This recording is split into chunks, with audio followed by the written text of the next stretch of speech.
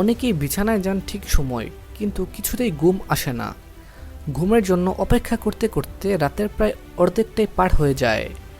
এমন সমস্যায় যারা ভোগেন তাদের জন্য অনেকেই ঘুমানোর জন্য ঘুমের ওষুধের ব্যবহার করে থাকেন।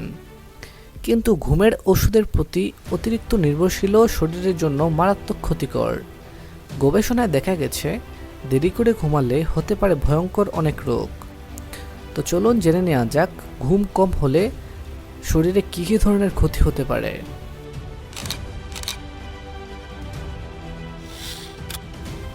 হার্টের সমস্যা বৃদ্ধি করে।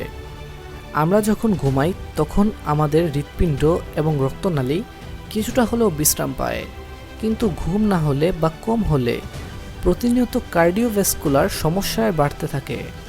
এর ফলে হার্টের সমস্যা বাড়তে থাকে। উচ্চ রক্তচাপের সমস্যা বৃদ্ধি করে। পর্যাপ্ত ঘুম না হলে বা কম হলে বাড়তে পারে উচ্চ রক্তচাপের সমস্যা। চিকিৎসকদের মতে নিয়মিত পর্যাপ্ত না ঘুমালে মানব শরীরের লিভিং অর্গানিজমগুলো ঠিকমতো কাজ করতে পারে না। নষ্ট হতে পারে শরীরের হরমোনগুলোর ভারসাম্য। বাড়তে পারে উচ্চ রক্তচাপ, হাইপার টেনশনের মতো সমস্যা। পর্যাপ্ত সময় ঘুমালে আপনার দেহের সকল রক্তনালী থাকবে সুস্থ সবল।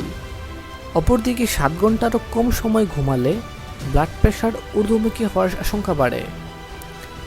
ডায়াবেটিক্সের ঝুঁকি বাড়ায়। দীর্ঘদিন রাতে না ঘুমানো বা কম ঘুমানোর ফলে শরীরে ইনসুলিন উৎপাদন ব্যাহত হয়, যার ফলে ডায়াবেটিক্সে আক্রান্ত হওয়ার ঝুঁকি বাড়তে থাকে। খিটখিটে ভাব হয়। একটি মানুষের মুড ঠিক না থাকার অন্যতম কারণ হলো রাতে ঘুম কম হওয়া।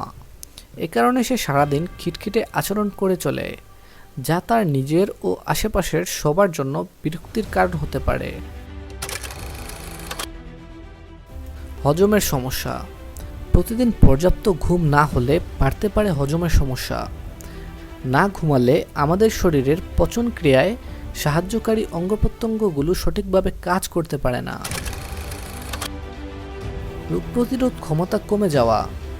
কম ঘুমানোর কারণে দেহের রোগ প্রতিরোধ ক্ষমতা কমে যায়, কারণ পর্যাপ্ত ঘুম না হলে শরীর বিশ্রাম পায় না, ফলে নষ্ট হয় রোগ প্রতিরোধ ক্ষমতা।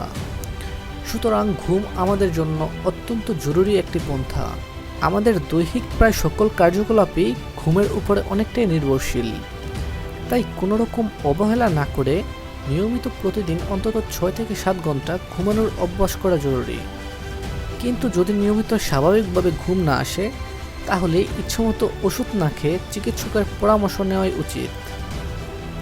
ভালো থাকবেন সবাই। আল্লাহ হাফেজ।